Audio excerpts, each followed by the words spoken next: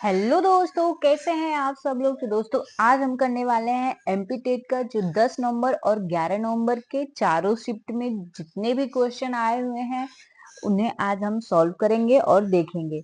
तो अभी जो दोस्तों सबसे ज्यादा क्वेश्चन जो आ रहे हैं वो समावेशी शिक्षा से रिलेटेड आ रहे हैं। तो आइए पहले हम इसको जानते हैं और फिर क्या क्वेश्चन आया है उन क्वेश्चन को देखते हैं।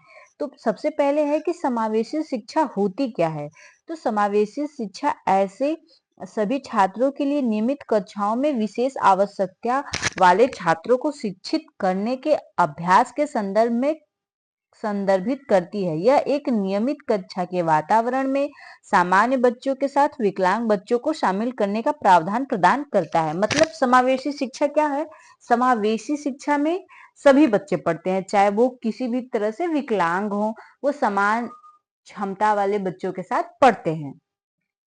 समावेशी शिक्षा उस शिक्षा प्रणाली को संबंधित करता है जिसमें शारीरिक, बौद्धिक, सामाजिक, भाषी या फिर अन्य विकलांग स्थितियों की परवाह किए बिना सभी बच्चों को शामिल किया जाए। मतलब जो बच्चे विकलांग है शारीरिक तौर पे, मानसिक, बौद्धिक, तो उनको भी सभी बच्चों के साथ जो है बैठा करके एक साथ ही शिक्षित किया जाता है। एक समावेशी कक्षा केवल विकलांग बच्चों तक ही सीमित नहीं रहती, बल्कि यह प्रतिभाशाली बच्चों, आर्थिक रूप से वंचित बच्चों, दूरस्थ आबादी के बच्चों, जाति, भाषी या सांस्कृतिक अल्पसंख्यकों से संबंधित बच्चों या अन्य दलित समूहों को के बच्चों को भी शामिल करती है। इसमें सिर्फ विकलांग ही नहीं आते, इसमें प्रतिभाशाली जो बच्चे होते हैं, जो आर्थिक रूप से कमजोर होते हैं, जो दूर दराज के इलाकों से आते हैं, जनजाति के होते हैं, अल्पसंख्यक होते हैं, वो सभी शामिल होते हैं। मतलब समावेशी कक्षा में सभी तरह के बच्चे शामिल किए जाते हैं। तो इस तरह की शिक्षा जो होती है वो समावेशी शिक्षा कहलाती है। अब इसके कुछ मेन की पॉइंट्स जो हैं हम उसको जान लेते हैं। जैसे समावेशी शिक्षा में समावेशी कक्षा में एक अध्यापक की क्या भूमिका होती है, इसे हम जान लें। समावेशन के लिए शिक्षकों को ऐसे विद्यालयों के निर्माण की जिम्मेदारी स्वीकार करने की आवश्यकता होती है जिसमें सभी बच्चे पढ़ाई कर सके और वे इससे जुड़ा हुआ महसूस कर सके। मतलब अध्यापक अगर समावेशी कक्षा में है तो उसको इस हिसाब से पढ़ाना चाहिए, इस तरह से कि सभी बच्चे जो है पढ़ाई पे फोकस करें, चाहे वो किसी भी जो है जाति से हो, समूह से हो। तो इस तरह से उनको माहौल कक्षे का बनाना चाहिए। आगे है, शिक्षक को यह मानना चाहिए कि प्रत्येक बच्चे अपनी क्षमता और शक्ति के अनुसार अधिगम की क्षमता होती है। मतलब सभी बच्चे के पास जो होती है अलग अलग क्षमता होती है, अलग अलग स्किल होता है सीखने का। तो वो अलग अलग तरीके से सीखेंगे, कुछ ज्यादा सीखेंगे, कुछ कम सीखेंगे। विकलांग बच्चा या निःशक्त बच्चा के रूप में छात्रों को वर्गीकृत करना और केवल प्रतिभाशाली या योग्य बच्चों पर ध्यान देने से छात्रों के बीच भेदभाव का वातावरण निर्मित हो जाता है। जैसे कुछ बच्चे विकलांग है, वो बहुत धीरे सीखते हैं या उन्हें सीखने में थोड़ा टाइम लग जाता है। कुछ प्रतिभाशाली बच्चे होते हैं जो जल्दी सीख जाते हैं।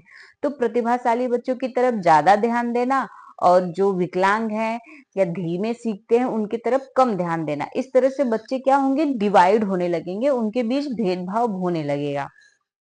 अगला पॉइंट है, माध्यमिक समाजीकरण का कारक अर्थात दोस्तों और सहकर्मी समूह से अधिगम भी गंभीर रूप से प्रभावित होगा, जो बच्चे की पूर्ण क्षमता को प्रभावित करने में बाधा होगा।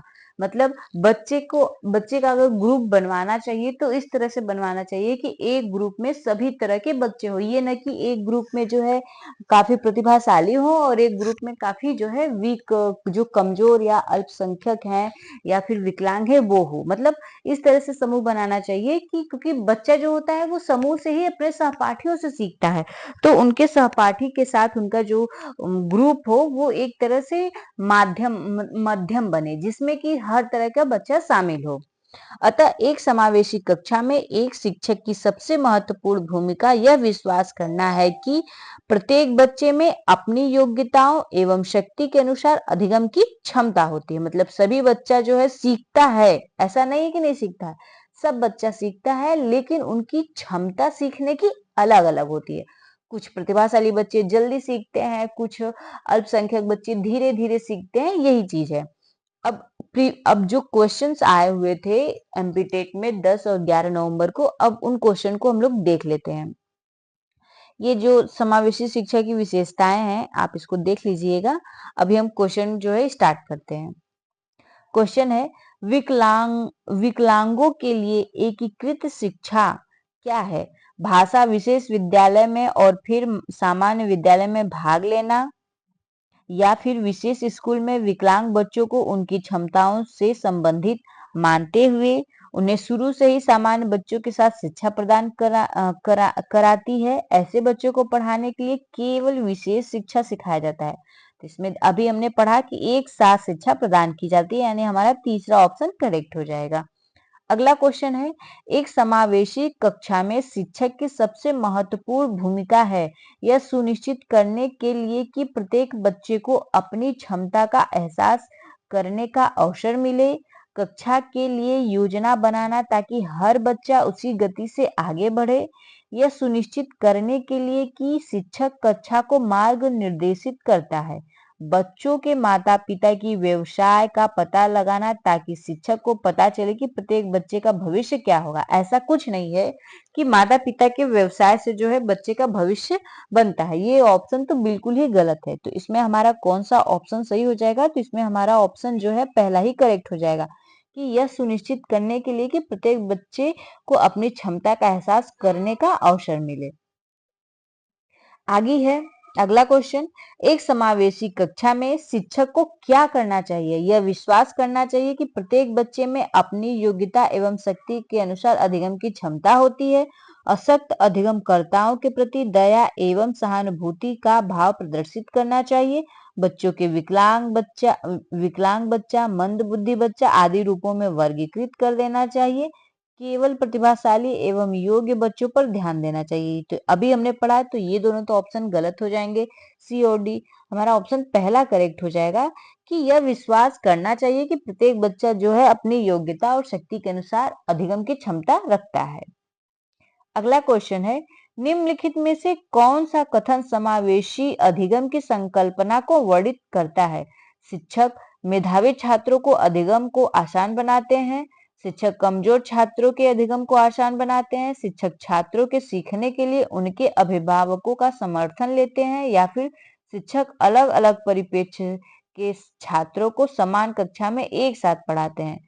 तो यही है कि अलग अलग परिप्रेक्ष्य के छात्रों को जो है शिक्षक क्या करते हैं, एक समान कक्षा में पढ़ाते हैं, यानी हमारा ऑप्शन जो है डी करेक्ट हो जाएगा।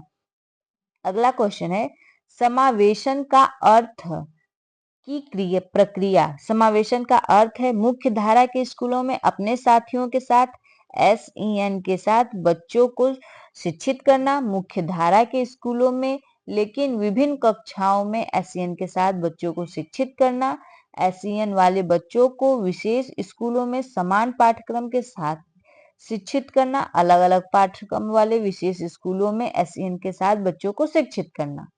इसमें जो है हमारा पहला ही ऑप्शन करेक्ट हो जाएगा कि मुख्य धारा के स्कूलों में अपने साथियों के साथ SEN के साथ बच्चों को शिक्षित करना, मतलब जो वहां के बच्चे हैं उनके साथ जो है अल्पसंख्यक, विकलांग, इस तरह के बच्चों को भी साथ में शिक्षित करना। आगे है अगला क्वेश्चन, निम्नलिखित में से कौन सा मूल्य एक समावेशी कक्षा से जुड़ा हुआ है? प्रतियोगिता, ईर्ष्या, सहानुभूति या सहयोग?